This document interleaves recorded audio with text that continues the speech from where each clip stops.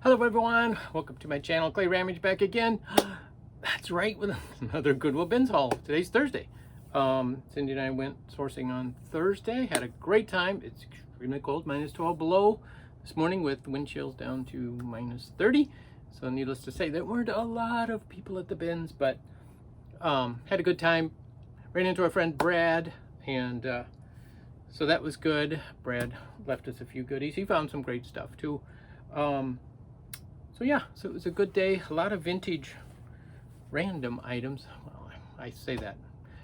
It's pretty much always eclectic with me, as you know, and a lot of random different vintage items. So, but before I forget, welcome to my channel if this is your first time here, and make sure you hit the subscribe button if you haven't already.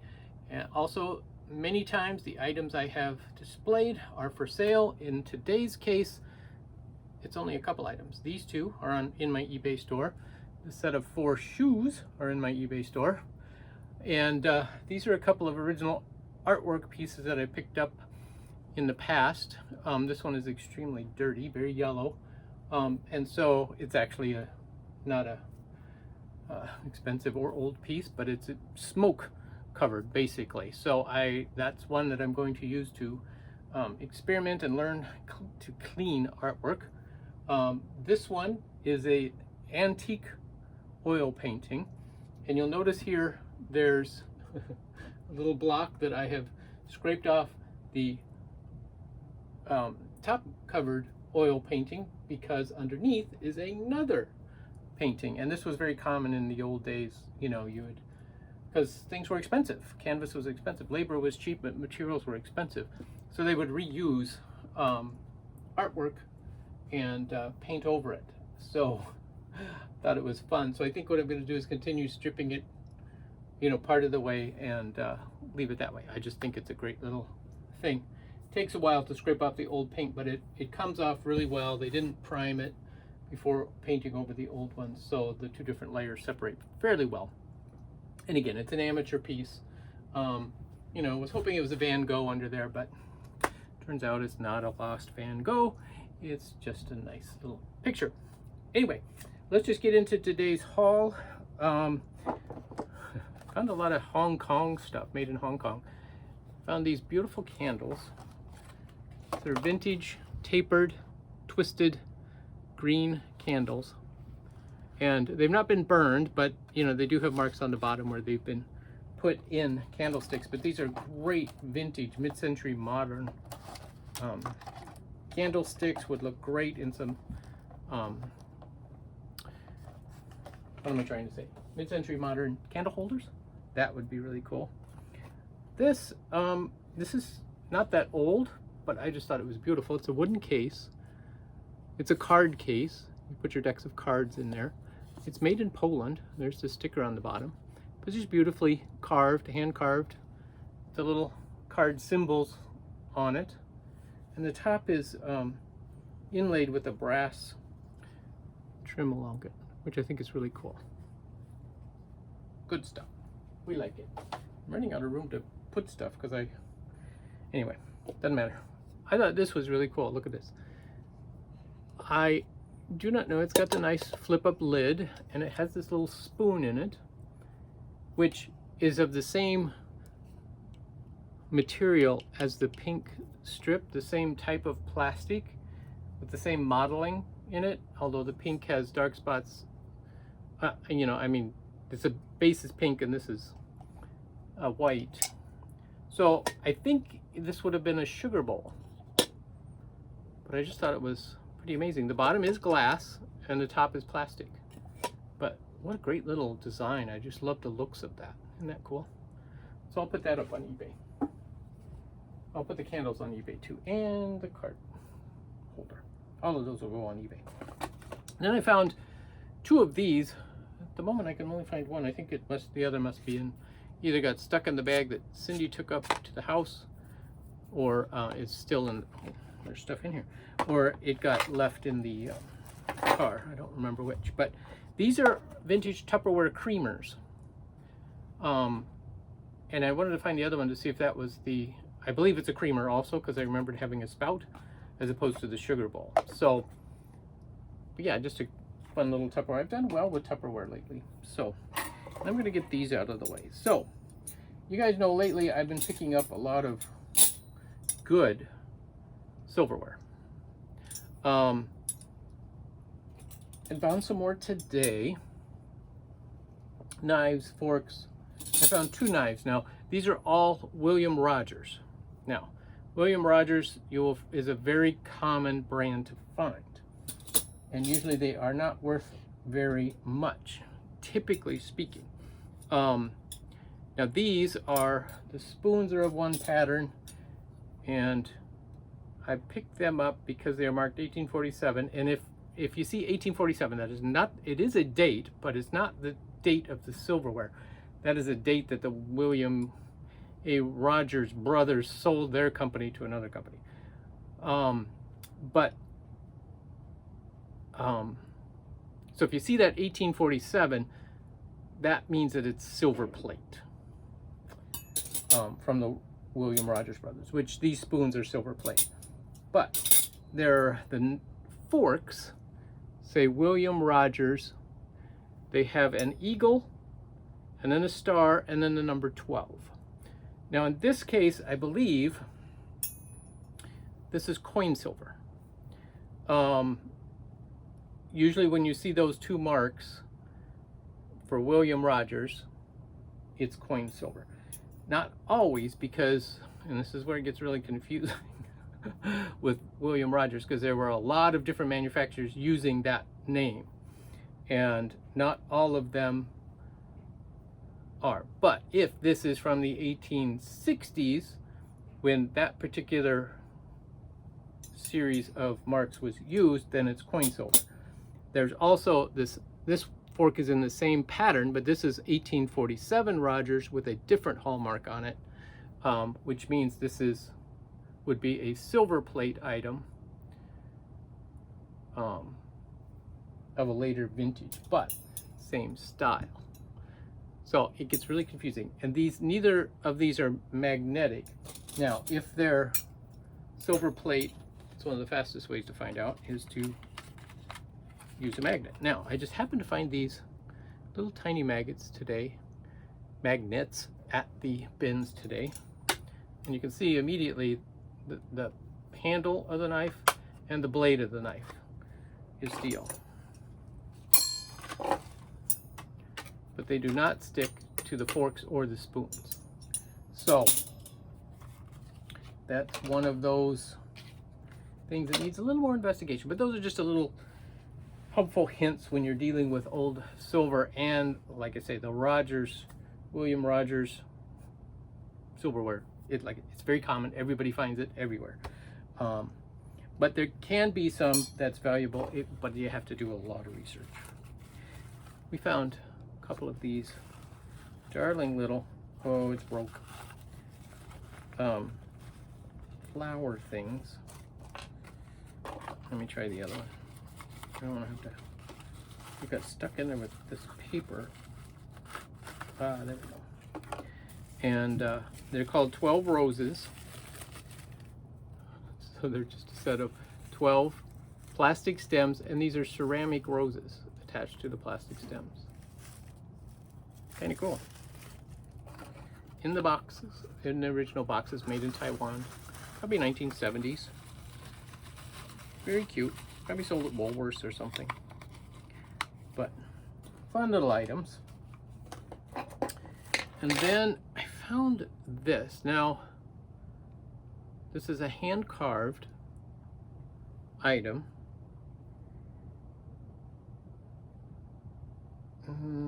Oh, it is marked on the bottom. It's hard to, but you can see a little bit of incising marks right in the middle, which I believe would probably be the carver. And I do not know what this is made of.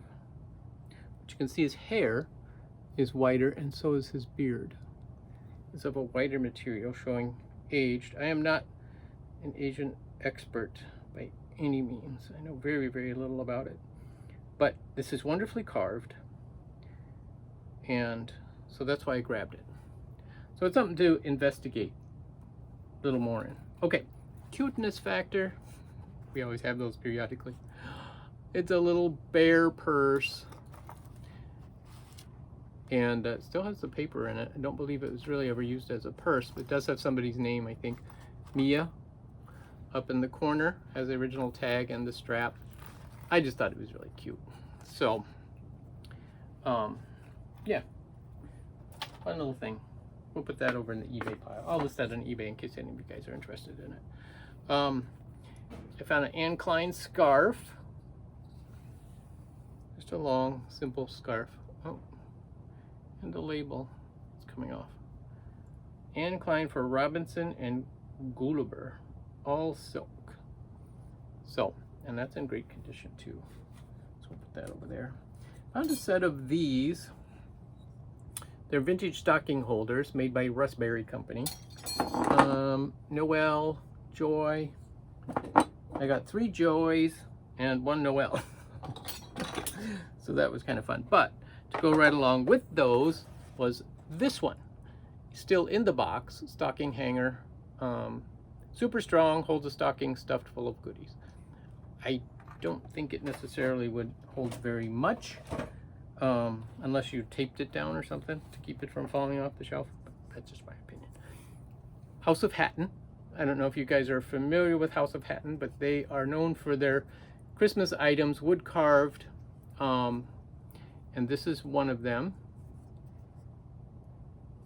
It's signed on the bottom. It's many times it's H of H, like it is on this one, and then 91. So that's the year, 91. I just thought this was a adorable little candlestick Christmas vintage item. And then found Mr. Vintage Santa playing a guitar. Is that awesome or what? Loved it. Found a bag of colorful buttons. Again, I put these at the Pink Elephant in little baggies, and you know, for $1, $2 each. Found this child's Mickey Mouse bracelet. I don't know, just thought it was interesting. I sell a lot of wine stoppers down at the Pink Elephant as well. Here's a purse one. Just thought that was pretty cool. And here is what's called a beef eater figure. Beef eater, if you guys are not familiar, is what they call these guards at the Royal Palace. And found this in the case.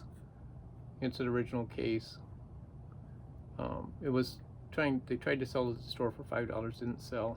There's none listed on eBay. There are 2 sold, but both were sold in Great Britain. So, and speaking of beef eaters, we found a beef eater puppet. E the second R, so that's Queen Elizabeth II. And Mary Thought, made in England. There's the tag on the back. Great condition, cute little puppet. And there's one listed for 40, one listed for 25, I think. So,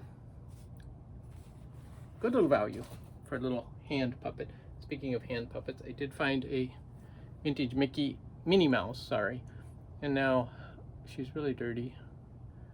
And now I think I shouldn't have picked her up, but I did. She didn't weigh very much. I probably paid $0.25 for her, but she's got marker on her face. She needs a wash. We'll see if I can clean her up. Okay. These are great. Look at these. Somebody crocheted some slippers. Aren't these awesome? They look like tennis shoes. They have the rubber coating on the bottom, so they're anti-slip. And they even have the tongue. And I thought, I measured them out, and if you, I believe they will fit my feet. That's what I'm trying to say. I thought they were awesome. And there were 2 others there, but they were mismatched colors, so we never did find the partners to them, but I just thought those were awesome. Found this vintage music box. This is by Kuindent. I'm not exactly sure how to say that. Plays Edelweiss, it does work. And these are worth $20, $25. These little music boxes. I saw this, love this little vintage Christmas item. Little, just round tin that somebody made. There's a little hole in the back, but you don't see it from the front. Well, I guess you do, you can see it right there. Silly me. I still think it just gives it that little more of that aged look. And then little bottle brush tree. Vintage candle tin made in Hong Kong. This is another one of those Hong Kong items. Ceramic Easter egg candle holder in the box. I thought this would be good with Easter coming up. That'll go down the pink elephant. Found this Mexican sterling bracelet.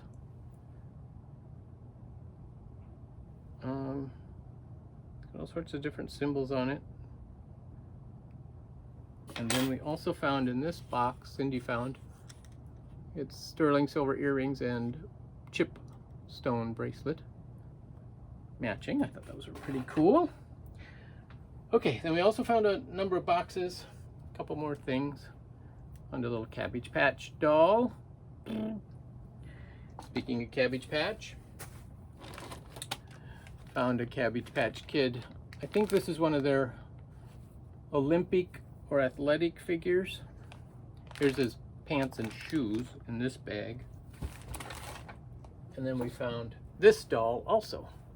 Both of them signed on the bottom. And a couple weeks ago I found a Cabbage Patch doll and it sold, I listed it, it sold almost immediately for $45 that I listed it for. So I thought, well, let me try these guys. I'll probably lot these two together just because initial review, it doesn't look like they're worth what that other one that we found was. I picked up this. This is a kind of a vintage little Christmas tree thing. It's not too old, but old enough. But I thought this would be great for next Christmas down at the Pink Elephant, hanging ornaments along here for sale. I just thought that would make a great little display unit. Oh, Halloween. That's what I thought of when I saw this. Eyeballs and beakers in a stand. Yeah, how could you not think of Halloween?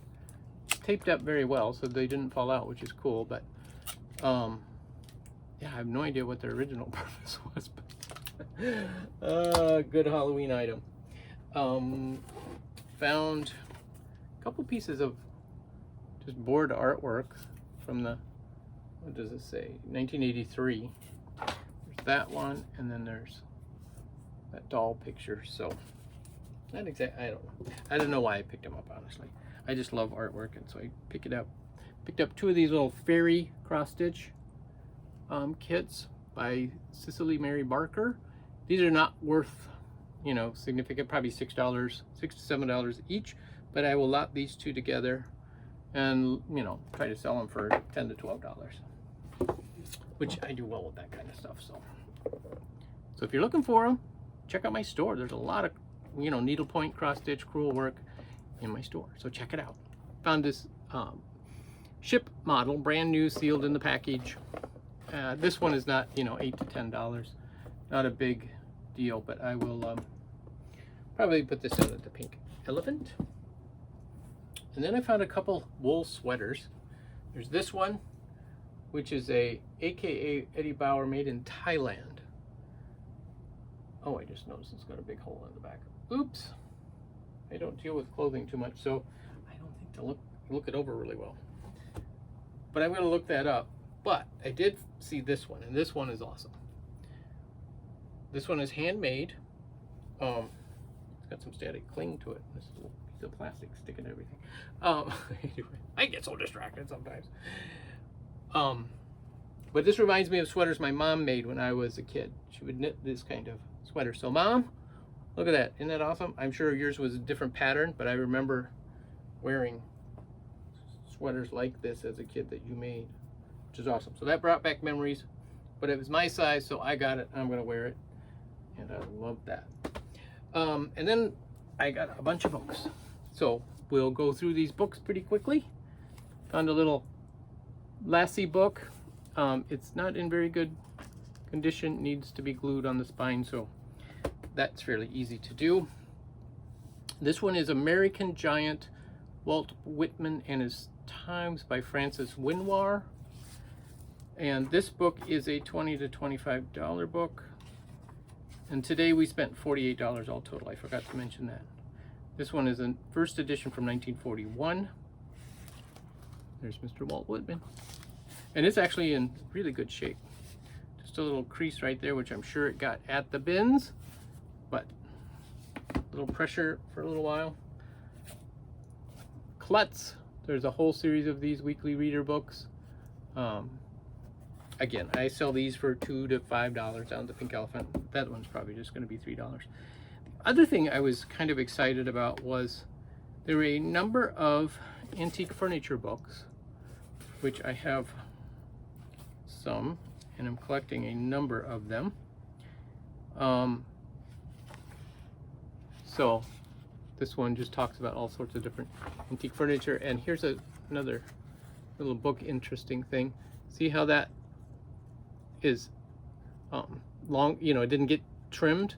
It's because when they trimmed the pages, it was folded in. So that's a manufacturing flaw, that it got folded somehow when they trimmed the edges off the bigger sheets to put it into the book size. New Essentials of Upholstery.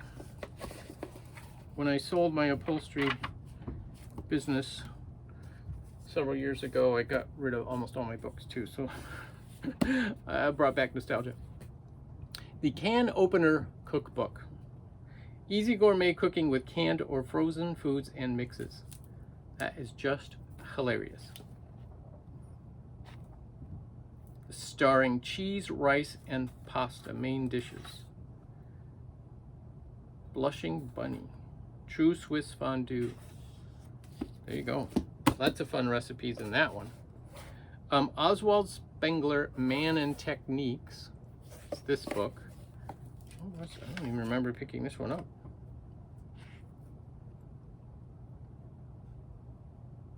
A Contribution to a Philosophy Life. That's right. This was the philosophy book. I forgot about that. And this is 1930. This is the third printing in 1940. So, oh, it's on the front too, but it's really hard to read. It's embossed. The Comancheros by Wellman. This is a 1952 book, I believe. Mrs. Pigglewiggle. The Pigglewiggle books are modern classics because generations of children have loved them. Lippincott.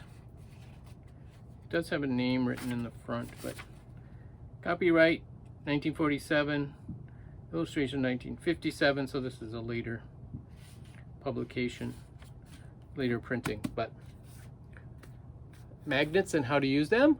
It's interesting, I got a magnet book when I picked up magnets today, but this is lots of different experiments.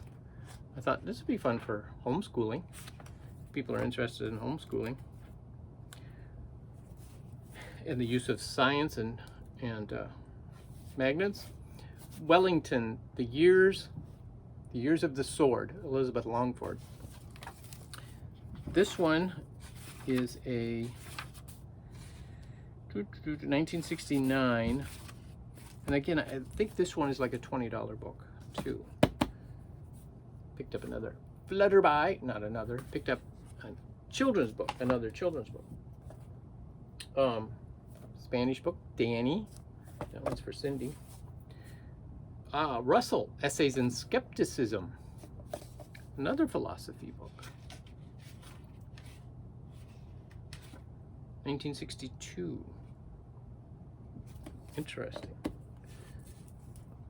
The Bear Detectives. Berenstein Bears. Oh. And then there was this one, The Complete Guide to Furniture Styles. It's the big one. And again, these are great reference books as well for antique dealing. I got this one because I thought of my wife. The Giraffe Who Went to School. And then Brad found me this book. As many of you know, I love classic cars, especially from the 30s. Favorite era. Look at it, it's a Packard. Awesome. We used to own a Packard. 1941 Packard. Great car. So yeah, So that was a fun little book. And that's what we have today. So just a hair longer video today, but it's good. It's all good stuff. I thought there was something else I was going to say. Oh yes, and if you haven't and you would like to, there's a link down in the description to buy me a coffee. So if you like this kind of content, you want to help continue to support this channel, you can buy me a coffee. Keep me going. Thanks for watching, guys. We'll catch you next time.